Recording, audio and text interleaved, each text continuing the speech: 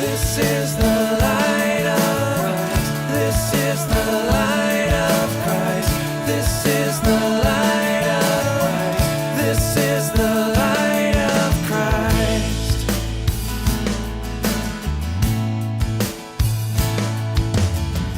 Who needs a hand, a meal, or a word? Who needs love, touched or reassured? This is the light of Christ. Well, good morning. Happy Father's Day for those of you who are fathers. I think considering the message that the Lord gave me for today, I think it's fitting that it is Father's Day. First let me say this. We counsel and minister to hundreds and hundreds of people, I could say actually thousands of people a month between the different various ways through whether it be in person like this, whether it be on the internet, whether it be through the people that phone calls or whatever, the paper letters that people send in.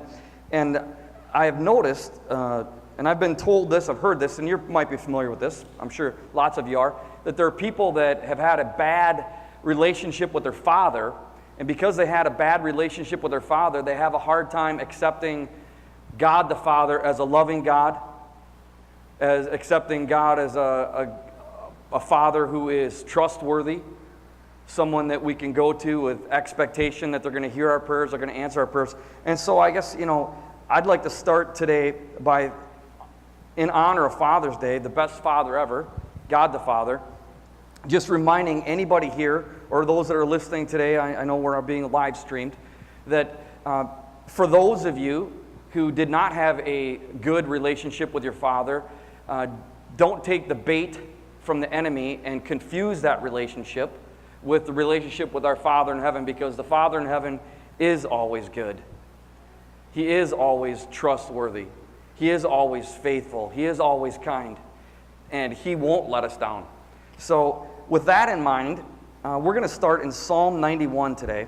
So if you have your Bibles or your smartphone or your app or whatever you want to, I'm going to read this. You can read along with me. I'm reading out of New King James here. Psalm 91 verses 1 through 6 is what we're going to start.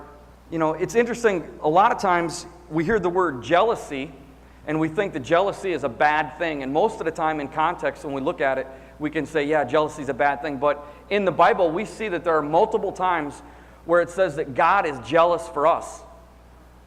So God the Father being jealous for us. And the reason being is because He loves us so much. He has, back to that good Father that has so much love for us. He loves us so much that He's jealous for us if there's anything that we go to other than Him. He's jealous for us if there's anything that we chase after other than Him. And so Psalm 91, 1 through 6 isn't a spot that talks about God's jealousy, but it is a spot that talks about what happens if we chase after Him. So verse 1, it says, "He who dwells in the secret place of the Most High shall abide under the shadow of the Almighty. I will," and this is going to be the key verse basically for the day, verse 1. "He who dwells in the secret place of the Most High, God the Father, shall abide under the shadow of the Almighty. I will say of the Lord, He is my refuge and my fortress, my God, in Him I will trust. Surely He will deliver you from the snare of the fowler and from the perilous pestilence. He shall cover you with His feathers, and under His wings you shall take refuge. His truth shall be your shield and buckler. You shall not be afraid of the terror by night, nor of the arrow that flies by day, nor of the pestilence that walks in darkness, nor of the destruction that lays waste at noonday." Again, the key verse right away at the beginning of Psalm 91, it talks about dwelling. It says, "He who dwells in the secret place of the Most High." He or she, that's us, right? And what does it mean to dwell? Another version talks about abiding. And when we look these words up, whether it's dwell or abide, what it means is it's you and I, whoever a person who wants to choose to do this, it is that person making a choice or decision to stay in the presence of God, right? Does that make sense? To dwell is to stay in the presence of God. And it's an intentional choice, and it's a decision. We see right away. He who dwells in the secret place of the Most High. So obviously there are some people that are not going to dwell in the secret place of the Most High. And no one can force anybody. You can't make your wife do it. You can't make your husband do it. You can't make your children do it. If a person is going to latch on to God, if a person is going to dwell, abide, stay in the presence of God, it's only because they have made a choice to do that. We can't do it for anybody else. We can only do it for ourselves. And so it's one of these if-then statements. If we choose to do this, the then is then verses 2 through 6. It says, then he is a refuge, a fortress, verse 2. Then he is the one we can trust. Then he is the one who saves us from evil people and evil things like disease. He covers us. He protects us like a baby bird, verse 4. We don't have to fear danger, verse 5. Now, when it says in verse 5 that we don't have to fear danger, for anybody that was reading along there, does it promise that does it ever say, or does it ever promise that he removes danger?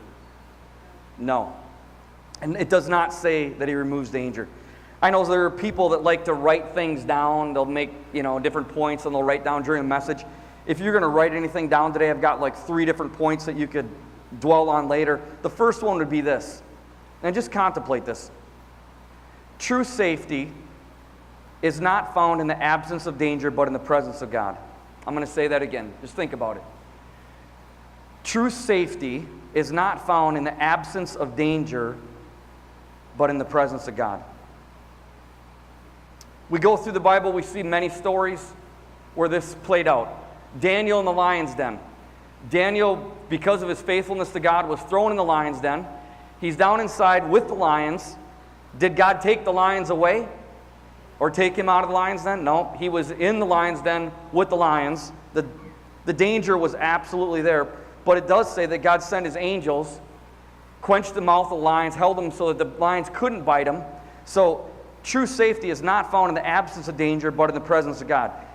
Daniel made a choice. Daniel made a decision to live his life in the presence of God. And because he chose to do that, God honored him.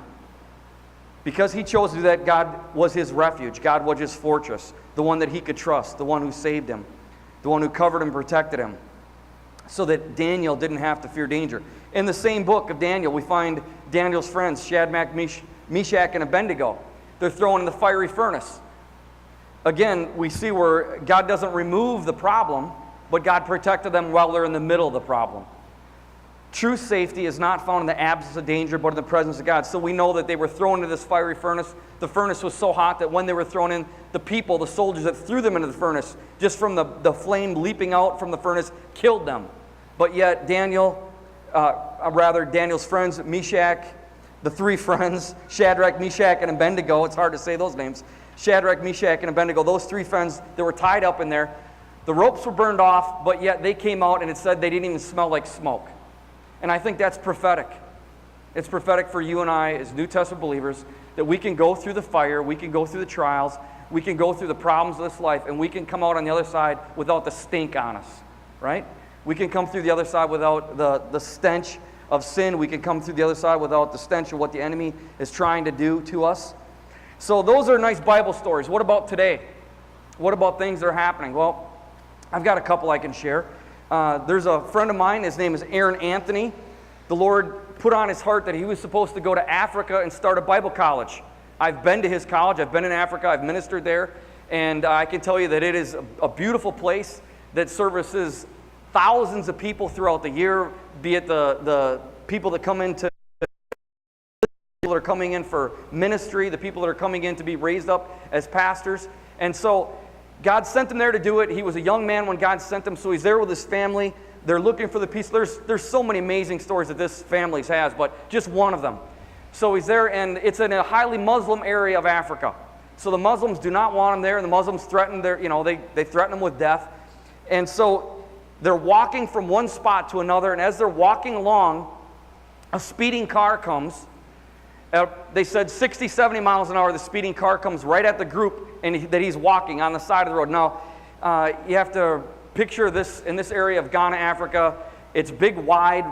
There is no steep ditch. It's just wide, right? So they could veer off the road and go off in a long ways in this desert area. And it wouldn't matter a thing. So they're walking off on the side of the road. The car sees them, swerves down into the ditch to hit them.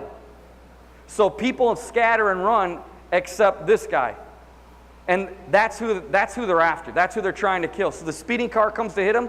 And I talked to people there. His mom and dad were there. I spent time with them. They live in Virginia. I've stayed at their house. They told me the story.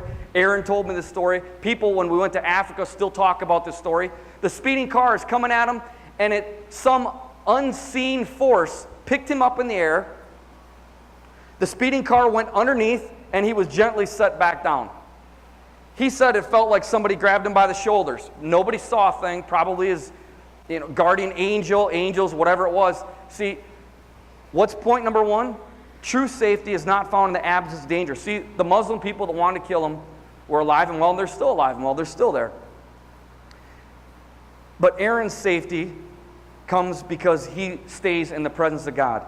Verse 1, he who dwells in the secret place of the Most High shall abide under the shadow of the Almighty. Here's another one. Many of you, or some of you might have heard of Jack Coe. He was a traveling tent evangelist in the 50s, and he only lived to 38. The man died at 38 years old, but in his short period of ministry, he touched thousands of people. He was rubbing shoulders with Oral Roberts. In fact, him and Oral Roberts had a friendly competition of who had the biggest tent.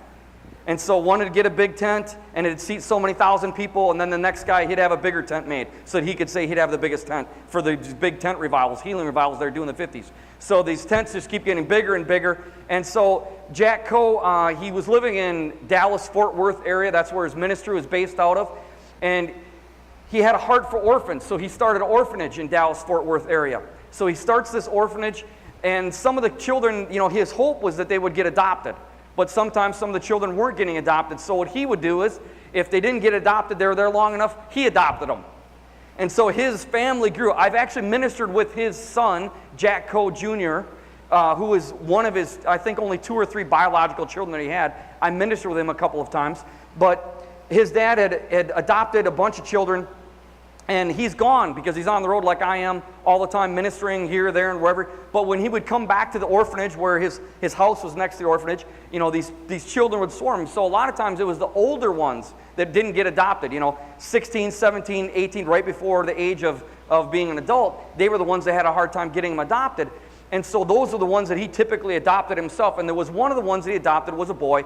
And the young man had different issues in school, different types. He was a kind of a kid that got in a lot of trouble. And so because of his background, because he didn't feel the love of a father, because he didn't have the love of an earthly father, he acted out. And so he gets adopted by Jack Coe. And the Texas State Fair, which is held at that time, I don't know if it still is or not, held in the Dallas-Fort Worth area, is coming along. And one of the weekends home, Jack Coe is home, and the kid says, hey, can I go to the State Fair? And his dad says yes. So they plan for it, and it's coming up, and then a week goes by, 2 weeks, whatever. So they're planning on going to the State Fair, and the day comes for it to happen, and Jack Coe is at home that weekend, the dad, and he just feels impressed by the Lord that he's not to allow the boy to go. Now, he's already told them multiple times that he could go, and the kid already has trust issues, and so he's feeling bad about this with God, and he's saying, Lord, I told him I could go, but the Holy Spirit is impressed upon his heart. No, don't let him go. So these guys show up in a car to pick him up, to take him to the State Fair, and Jack Coe says to the young man, you can't go. A big fight breaks out. You told me I could go. See, I can't trust you. Blah, blah, blah. It's emotional. The kid's mad. He's hurt. And they have this big fight, and Jack Coe says, no, you just can't go. And he says, why not? You told me I could go. And he said, because I feel like the Lord's saying, I am not supposed to let you go. So the car leaves with this group of kids, and they leave, and 5 minutes, 10 minutes later, the Lord puts on his heart, you take him. He wants to go, you take him. So he's like, okay, Lord. He cancels what he's going to do that day. They jump in the vehicle, and he says, you know what, son, I'm going to take you. So they're driving along, and I've read this he's got it in a couple different books, but they get up the road, whether it was 5 minutes, 10 minutes, whatever it was, and here's the car that had come to pick him up with that carload of kids, and it was a hot rod, a brand new hot rod, crushed in a ball, and every kid was dead. Every person in that car was dead. So God saved the young man's life because the dad was listening to God and saying, no, you can't go, even though he had already told him he could go. See, what was it? Was the danger there? Yeah, the danger was still there. True safety is not found in the absence of danger, but in the presence of God.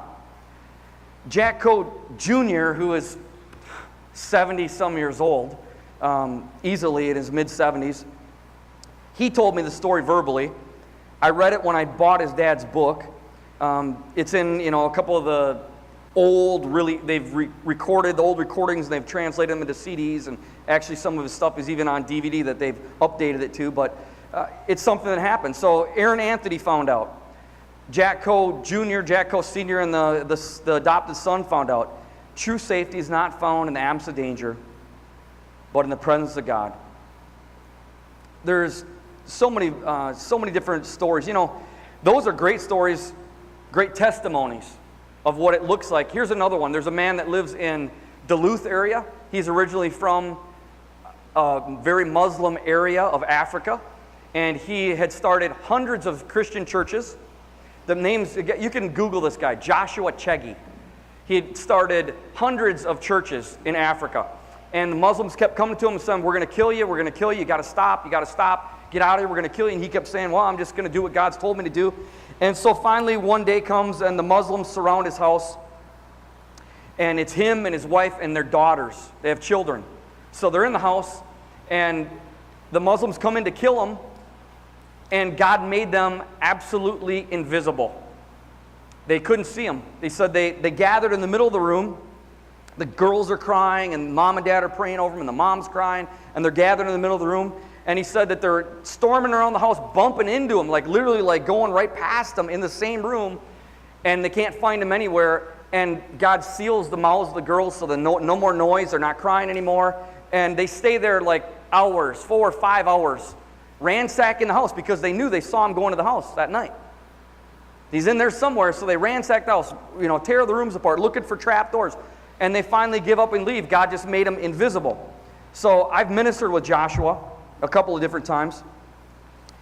And years go by.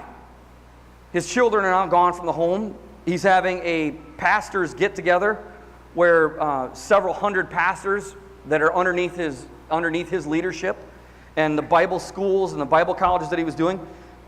So they go back to one of the pastor's homes, and it's a group of 10 people. And the Muslims have been warning them, and the Muslims come in and they surround this house. And this time God did not make them invisible. And so they come in and they're looking for him. They want on their knees, and they're on the end of the bed, and they're praying to God for safety, hoping that God makes them invisible again.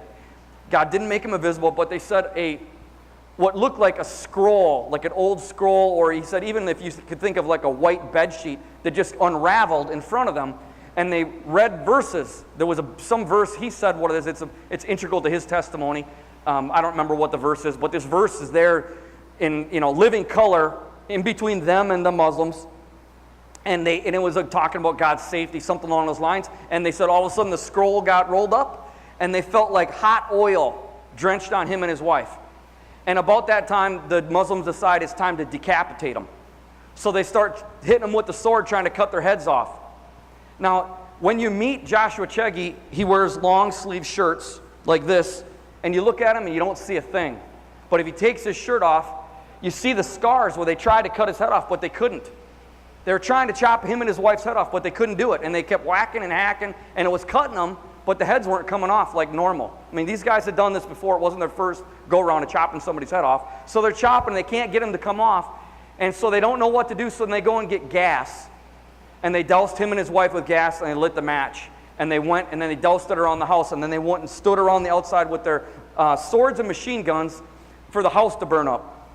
So him and his wife are in there burning up. They're rolling around trying to get themselves put out. And somebody across town, on the other side of town, gets woken up in the middle of the night by the Lord. Again, it's midnight, whatever it was, and says, drive your van over to Pastor so-and-so's house because the leader there is in trouble. So he drives up there, and the gate had been closed with a chain and a lock. So the gate is closed. The Muslims got it locked off, so nobody's getting in and nobody's getting out. So there's a gate there. It's chained. It's got a lock. And the van pulls up, and the guy driving the van said, a sword comes down and cuts the chain, and the chain drops, and the gate opens by itself. Now he pulls up, and when he pulls up, he sees the Muslims around the house all standing there with machine guns, but him and his van are invisible. They don't hear him, they don't see him, it's like he's not even there. So he runs up. Now they're waiting in case somebody's going to run out of the house. So they're all waiting. They got the house circled. The guy goes in, drags out the pastor, drags out the wife. Nobody's, it's dark, but still, right? They're all right there. There's a fire. The house is burning down. Loads him up in his van, drives him to the hospital. Meanwhile, the Muslims are all standing there waiting, looking for anybody to come out, but they've been made completely invisible. Now think about it. It's in the Bible. It happened to Peter. It happened to Peter. Peter's in jail. The angel shows up. All the guys are around Peter. The angel knocks the chain off just like that. The bindings come off. They walk through the gates. The gates open just by themselves, just like these people had in this exact testimony. So, and meanwhile, the guards are there sleeping. Nobody sees a thing, right? They become invisible because of the Lord, just like the first time. But this time they're burned. Him and his wife are burned. So they go to the hospital, and there is a doctor on a missions trip from Ohio who happens to be a specialist in burns at the hospital at night in the middle of nowhere, Africa. So the doctor cares for him and his wife and gets them stabilized and says, come to the United States, move to the United States, and I'll take care of you over the next however many months, because this isn't going to be a simple little thing. So they care for him on and off, did skin grafts and different things they did over the next year. And he ended up moving around different places, and he evangelized. His work still goes on in Africa, but he moved here to the United States, and he resides in Duluth, Superior area. His wife died a couple years ago. He's been remarried. But, he tells his testimony, takes off his shirt. You can see the scars of where they tried to hack. You can see all the burn scars. But face up, even though he had been doused in gasoline on his head, not a single scar anywhere. The most noticeable scar is they were trying to cut his hand off for some reason, and they couldn't do it.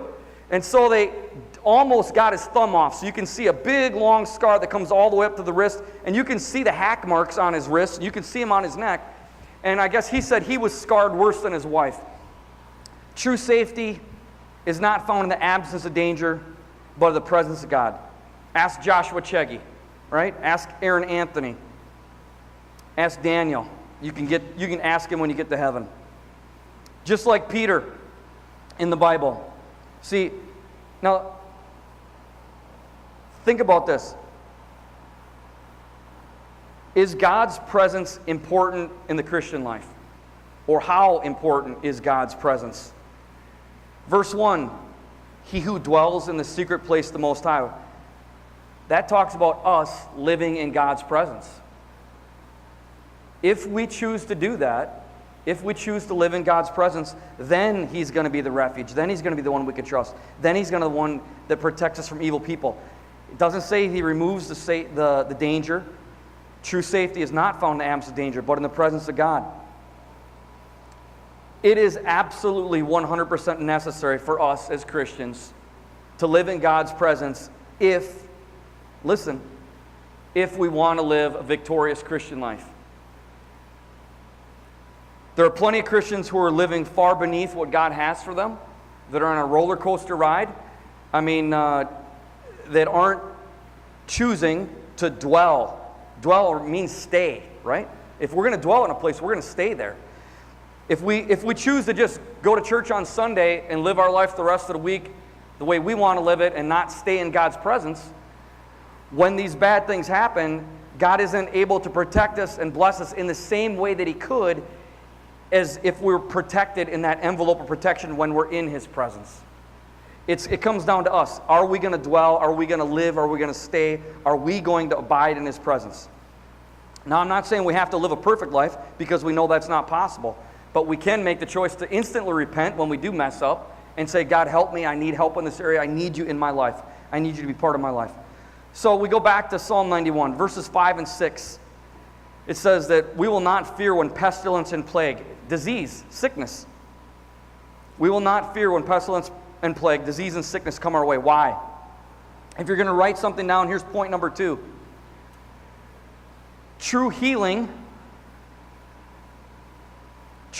is not found in the absence of sickness, but in the presence of God, our loving Father.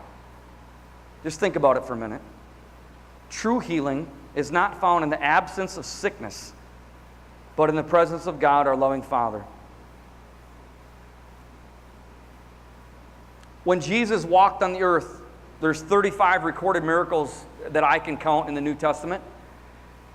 Lots of times, 18 times where he talks about him healing people. I'm guessing that there are probably people in this room today that have some kind of physical issue you've been praying to God about healing for. Just picture this.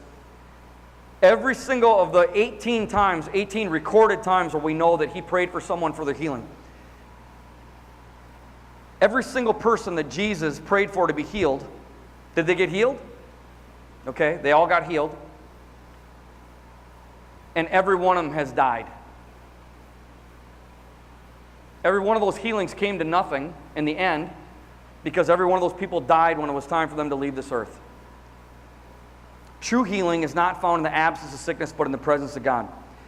8 people in the Bible, beginning to end, that I count, that were raised from the dead other than Jesus. If you count Jesus, it's 9. 8 people, Old Testament, New Testament. 8 people in the Bible raised from the dead. Has anybody here, these people were dead, right? Dead, and they were raised from the dead. Has anybody here ever met one of those people? Raise your hand if you have. Nope. Why not? Because they all died again. Because true healing, right? What do we say? What does it look like? True healing is not found in the absence of sickness, but in the presence of God. Our lives here, our bodies here are temporary. At the scene of the accident in November of 2006, when the truck fell on top of me and I was crushed in half, I bled out because of having 5 places major arteries severed. A Christian lady showed up at the scene of the accident and prayed me back to life 3 times.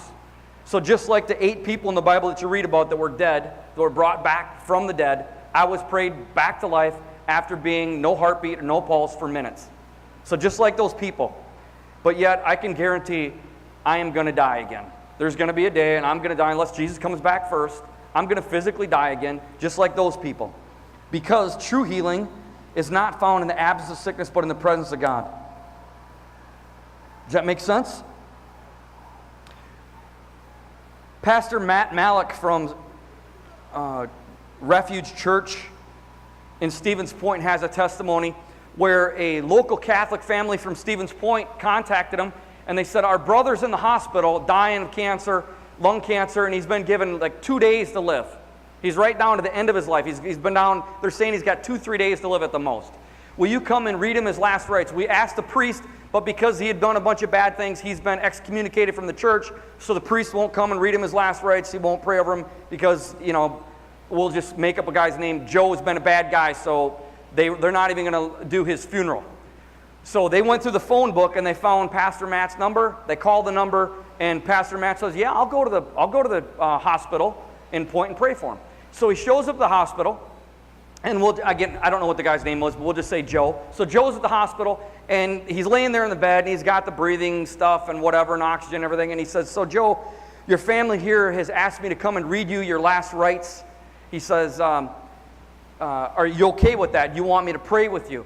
And he said, no, I'm not okay with it. I don't want to die. Don't read me my last rites. He said, I don't want to die. He said, what do you want? He said, I want God to heal me. And he says, do you think God can heal you? He said, I think God can heal me. He said, pray for me for God to heal me. So Pastor Matt tells a story, tells his testimony. I'm cautious to use the word story because story could insinuate in some people's mind that it's something fabricated, exaggerated, or made up. So when you use the word testimony, it's saying these are what the facts are. So Pastor Matt tells this testimony. He prays for the man. The man is instantaneously healed. God heals his lungs. So instead of dying, the guy walks out of the hospital 100% healed. The guy's just happier than all get out, right? So guess who's in church the next week? Joe and his whole family. Next Sunday comes, Joe and the whole family. They're all at church because why? They're saying, thank you, Jesus, right? My lung disease is taken away. I can breathe and see. I didn't tell you this, but Joe was a hardcore smoker, like 2 to 3 packs a day, like he's puffing one all the time, right? And so he's all happy. So Sunday comes and Joe's at church, and the next Sunday comes, Joe's at church, and like the third Sunday shows up and the family's not there, and maybe a couple people are there, but Joe's not there, and pastor never sees Joe again. And he said like 2 years later, he runs into him in a gas station. He's standing there pumping gas in his car, and he's, Point's a small town. And he says, hey man, haven't seen you for a couple years, how's it going? The guy's standing there smoking a cig, and he said, it's going great. He said, I don't cough anymore, I don't hack anymore, I can still smoke. He says, my body's great. And Pastor Matt said, well, I don't think that God healed you so that you could just go back to smoking, and I think, God healed you so that you'd have relationship with Him.